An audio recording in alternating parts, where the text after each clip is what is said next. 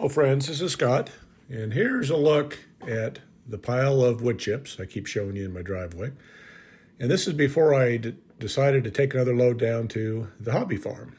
And I just wanted to kind of give you a before and after look to see if I made any dent in this big pile of wood chips. But I did take its temperature, and last time was 144, I believe, and it's still 128. So the material is cooking in its own ingredients. Well, here's the load of wood chips I'm taking down.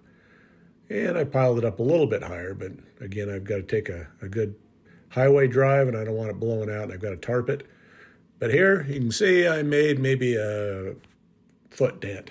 Maybe I can get another car in the driveway. I'm not sure yet, but there's so much material here, and it's great. You know, I'm not complaining about it, but I thought I was going to make a bigger dent. So I've got a couple more trips before I can safely get a car in the driveway, it looks like.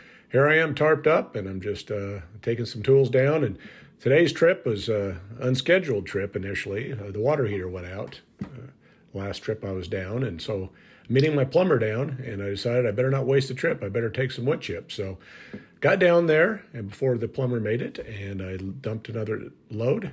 And so I've got quite a bit of raw material so far. Next will be either more wood chips or some manures or soil from the chicken yard. I've got to decide what I'm going to bring down next. But I don't want to head down with an empty truck. So again, we're coming down for a water heater repair, and whatever else we can get done is just gravy. Well, as we take a look, the plumber came, and he's a really good friend of mine. His name's Ken, and did it to code. We got earthquake straps and expansion tank, and everything's hooked up just wonderfully. It's a 50-gallon tank, so it's 10 gallons bigger than the old one. So I'm hoping that we'll have plenty of hot water for as long as I own this home. Also, we had a dumpster delivered on Monday, last Monday, and it was a 10 cubic yard dumpster, and this was for more garage and house-related trash and a little bit of yard trash. So we've got it pretty full. There's still a little bit of room left, so it'll be picked up on Friday, tomorrow. And I did set some more traps for gophers, and I chased them around in the front yard and in the pasture. And I had some close calls, but did not catch any, so I don't have any footage of any gophers. But we're getting rid of garbage, and we're making progress. Then, I hadn't thought about this much, but here's my little back driveway into the back pasture area, and it's got some deep ruts. So I thought, you know what, I've got a little time down here. I'm going to stay for a couple days. I might as well get something accomplished. So as you see here, you can look under the gate, and I want to have this place totally perimeter fenced and secured so my little dog can't get out, and he obviously could just slide right out under there. So I'm going to move some dirt. And I had a wheelbarrow here from the previous owner. It's an old wooden one and metal and very heavy wheelbarrow. So I thought, I can get quite a bit done with that wheelbarrow.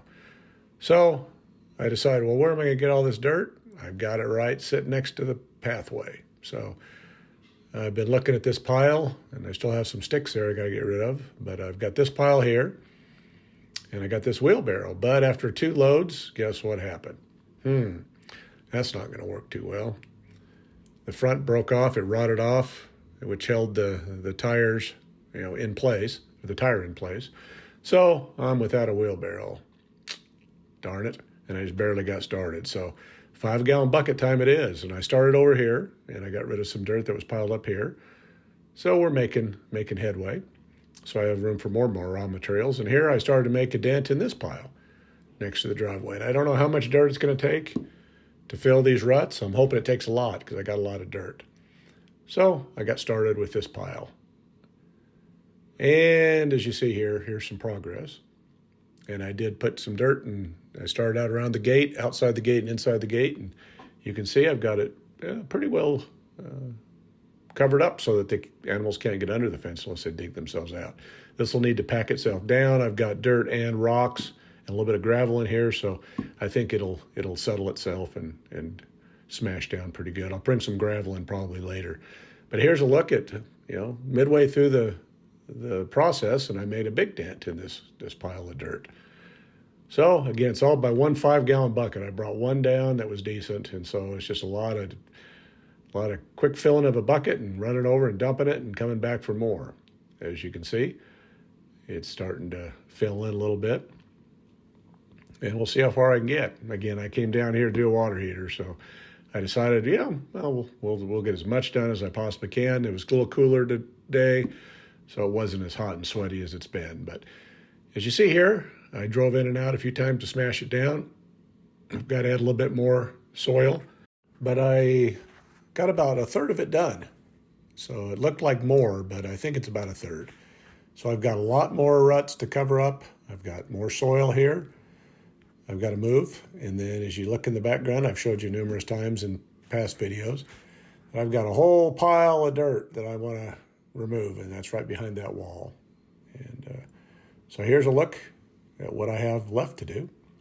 And that's the material I'm going to use. So see how much of that will go to this road. And then I'll keep taking dirt out of there, and I'll help to use it to make raised beds for my garden beds. So here's another look at the raw materials I have. A couple loads of wood chips. There's probably, maybe 3 cubic yards there. And then I have maybe 3/4 of a cubic yard of just grass that I've cut. I've got a little bit more on the side of the house. So I've probably got maybe a cubic yard of grass. But I need other materials, and so I'll need to start bringing down the chicken compost from the chicken yard and maybe some horse manure. So we'll see what I do. Now here's a look at the pasture. It is greening up, and the video doesn't kind of do it justice, but this pasture looks 100 times better than it did when I bought the property. I'm just going to let it grow, and I just want it to green. I did water it again, and we'll be getting animals hopefully this fall, at least a couple, just to start grazing on this grass and adding some fertility, so that I can start the whole hobby farm growing process with some fresh manures. But things are coming together, and it's looking better. Still got a little bit of garbage to get rid of, but we'll burn those sticks when we can legally burn. And yeah, it's coming. And I'm happy with the progress so far. But I know what I'm doing next time is I'll buy a new wheelbarrow and I'll start pushing dirt again. Now here I've been looking at these flowers, and I didn't really realize what these are, but these are a volunteer pea, and they're a smaller pea, a longer pod. They've got more peas inside each pod, but didn't even realize that we had some volunteer peas. And being as hot as it's been in July, peas don't generally like heat. So these grew well in the heat, and there's still some green ones. I did eat some, but there's a lot that's dried. So what I'm going to do is I'm going to collect these pods. I'm going to shuck them, dry the pods, and then I'm going to replant them. And so I'll make a separate bed for these. These are just volunteering in areas that I want to put other things in. So I'm always going to have some volunteers probably, but I'll move these into a permanent bed and keep them on the property, because it's kind of cool that we find a pea that lasts longer than just the spring. And here's a close-up, and it is a long, skinny pod variety. I'm not sure what kind of variety it is, but look how many peas are inside, quite a few.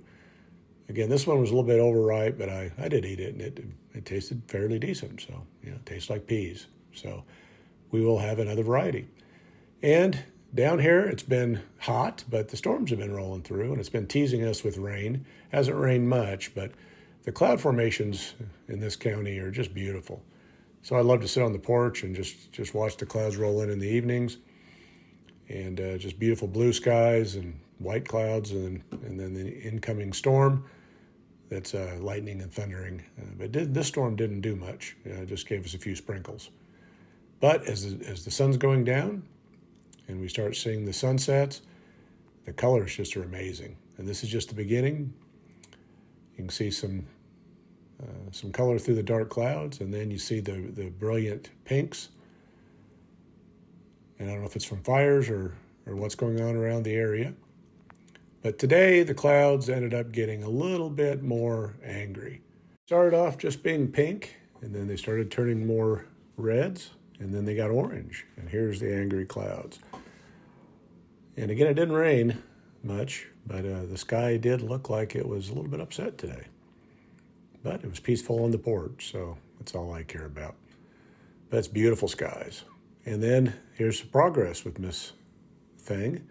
She's on my lap, and she's feeling a little bit more comfortable. So we're making progress with the kitty also. So thanks for watching this video, and we'll get back with you soon with some more adventures down here at the hobby farm. Thank you.